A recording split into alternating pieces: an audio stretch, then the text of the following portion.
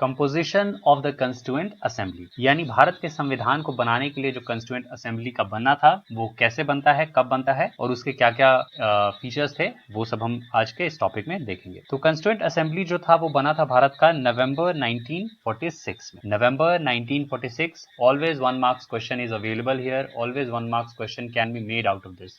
1 marks का question इससे बिल्कुल बन सकता है कि भारत का जो कंस्टिट्यूएंट असेंबली था, जो भारत का संविधान बनाने के लिए बना था, उसकी रचना कब हुई। तो वो बना था नवंबर 1946 में। और जिस स्कीम के अंडर बना था वो आपने पिछले बार देखा था कि जो फाइनली जो कैबिनेट मिशन भारत आता है उसके जो भी प्रपोजल्स थे, उसके जो भी आइडियाज थे, उसको मानते हुए फाइनली जो इंडिया का जो कंस्टिट्यूएंट असेंबली है, जो इंडिया के लिए जो कॉन्स्टिट्यूशन फ्रेम करेगा, वो अस्तित्व में आता है, वो फाइनली बनता है। तो अंडर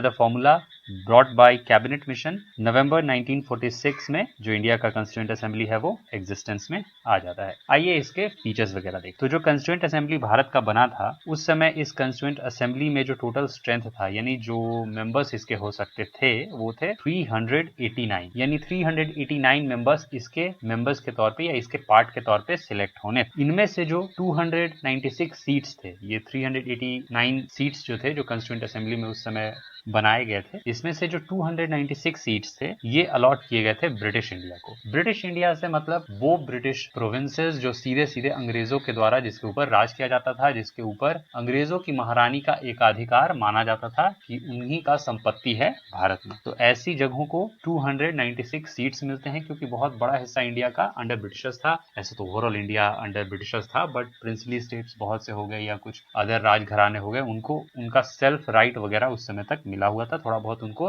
हक अधिकार दिया जाता था। बदले में वो अंग्रेजों को जो भी उनका टैक्स है या जो भी हिसाब किताब बनता है वो पैसे के तौर पे अंग्रेजों को दिया करते थे, और खुद की थोड़ी आजादी एक तरह से अंग्रेजों से वो खरीदे हुए। तो 296 सीट्स जो थे वो ब्रिटिश इंडिया को अलॉट किए जाते हैं। 93 सीट्स जो थे वो प्रिंसली स्टेट्स को अलॉट किए जाते हैं। ये वही प्रिंसली स्टेट्स है जो अंग्रेजों को टैक्स देकर अपनी आजादी खरीदे हुए थे। उसके बाद जो जाने वाली बात है कि जो 296 सीट्स जो ब्रिटिश इंडिया को अलॉट किए गए थे, उसमें से 292 सीट्स जो थे वो उन जगहों को थे जो गवर्नर्स के अंडर आते हैं, यानी उन प्रोविंसेस को मिला हुआ था जिनके ऊपर गवर्नर्स का रूल था, जिनको संभालने का काम जो था वो उस समय गवर्नर्स को मिला हुआ था। तो जब आउट ऑफ 296 सीट्स 292 सीट्स जो है वो गवर्नर्स के प्रोविंसेस को मिला हुआ था, तो 4 सीट्स का क्या होता है, तो 4 सीट्स चीफ कमिश्नर प्रोविंसेस को मिला हुआ था, यानी कुछ जो प्रोविंसेस थी अंग्रेजों के अंडर वो अंडर चीफ कमिश्नर भी था। तो जो बाकी जो 4 सीट्स थी वो मिलता है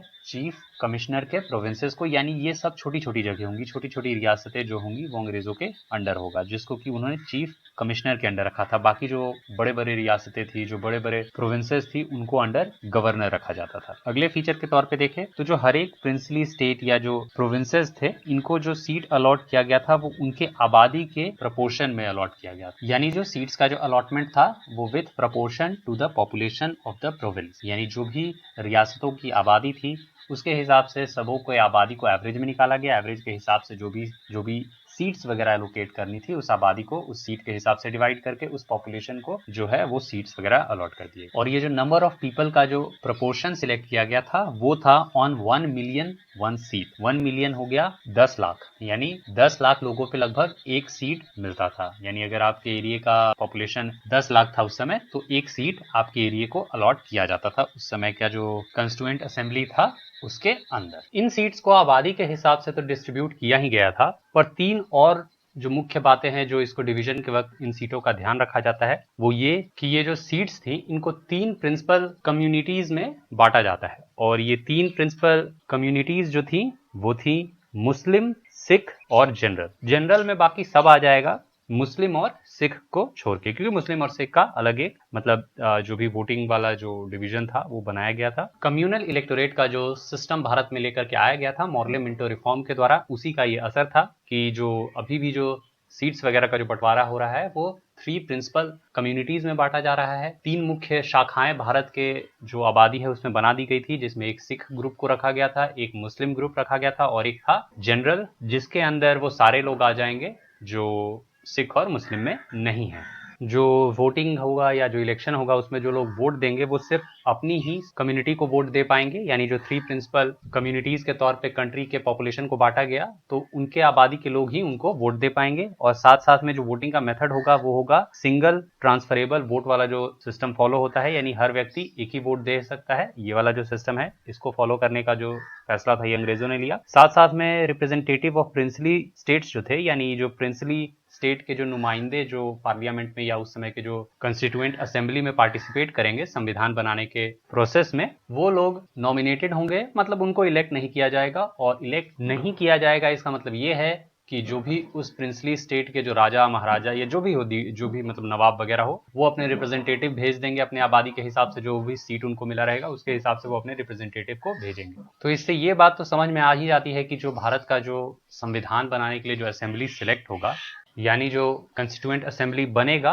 वो पार्टली इलेक्टेड होगा और पार्टली नॉमिनेटेड होगा। इवन जो इलेक्टेड भी होंगे वो सीधे जनता के द्वारा इलेक्टेड नहीं होंगे, वो उन लोगों के द्वारा इलेक्ट होंगे जो प्रोविंसेस में ऑलरेडी इलेक्ट होके आ चुके हैं जनता के द्वारा। तो वो जो ऑलरेडी इलेक्टेड हैं अलग अलग प्रांतों में, वो लोग ही इलेक्ट करेंगे उन मेंबर्स को जो कंस्टिट्यूएंट असेंबली में जाने वाले थे। यानी सीधे सीधे आम जनता को इलेक्शन का अधिकार अभी भी उपलब्ध नहीं हुआ है। यहाँ ये बात एक बार क्लियरली समझ लीजिएगा कि वोटिंग राइट है, फ्रेंचाइज है, बट इलेक्ट करने वाले जो लोग हैं वो ऑलरेडी इलेक्टेड लोग थे, यानी वो ऑलरेडी इलेक्ट होके जो प्रांत थे, जो प्रोविंसेस थे, वहां वो ऑलरेडी इलेक्टेड मेंबर के तौर पे वहां बैठे हुए थे और अब वो आगे इलेक्ट कर रहे थे, यानी इलेक्टेड लोग ही आगे के लोगों को इलेक्ट कर रहे थे। तो जो 296 सीट्स जो ब्रिटिश इंडिया के प्रोविंसेस को मिला था उसका इलेक्शन होता है अगस्त 1946 में, जिसमें इंडियन नेशनल कांग्रेस जो थी वो जीत जाती है 208 सीट्स। तो आउट ऑफ 296 सीट्स 208 तो आईएनसी ही जीत गई, यानी इंडियन नेशनल कांग्रेस ही जीत गई। और मुस्लिम लीग को मिला 73 सीट और बाकी जो छोटे ग्रुप्स थे, इंडिपेंडेंट ग्रुप्स थे, उनको मिलता है 15 सीट्स। ये देख के मुस्लिम लीग समझ जाती है कि भारत में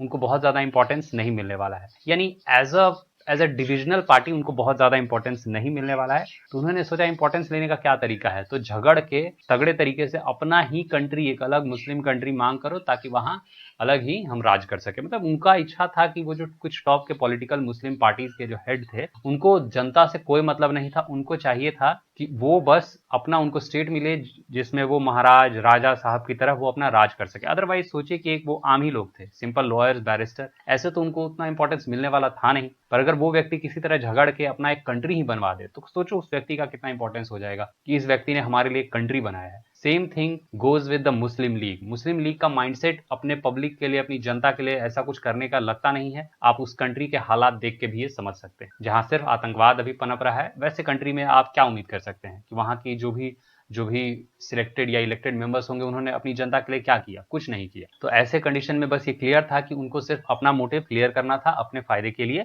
आगे आना था। जब मुस्लिम लीग ने देखा कि उसको सिर्फ 73 सीट्स मिली है तो भड़क गए, बोले कि नहीं ये तो गलत है, कि यहाँ तो सिर्फ आईएनसी को बेनिफिट है और हमें हमारा अलग कंट्री चाहिए। तो ये था 296 seats of British India provinces. पर 93 सीट्स ऑफ जो प्रिंसली स्टेट्स थे उनका क्या हुआ। तो पहले तो अभी की बात करें, अगर अभी जो कंडीशन में हम जो ये देख रहे हैं कि अभी इलेक्शन जब हुआ आईएनसी का तो उनके मेंबर सिलेक्ट हुए, तो ऐसे कंडीशन में प्रिंसली स्टेट्स ने अपने मेंबर्स को भेजा नहीं भेजा, तो उन्होंने नहीं भेजा। उन्होंने बोला नहीं, हमारी तरफ से कोई भी जो असेंबली में जो संविधान मेकिंग का जो प्रोसेस है उसमें पार्टिसिपेट करने नहीं जाएगा। अभी आपको मैंने पीछे बताया था कि असेंबली सीधे जनता के द्वारा तो इलेक्ट हुई नहीं थी, पर फिर भी जब आप इसका ओवरऑल मतलब जो सिलेक्टेड लोग थे जब इनका रेशियो देखते हैं तो आप देखते हैं Hindu, Muslim, Sikh, Parsi, Anglo Indians, Indian Christian, schedule caste, schedule tribe, सभी लोग अच्छे खासे रेशियो में रिप्रेजेंटेड थे, सबको अच्छे खासे सीट्स मिलते हैं, मतलब अपने रेशियो में एक अच्छा खासा सीट मिलता है।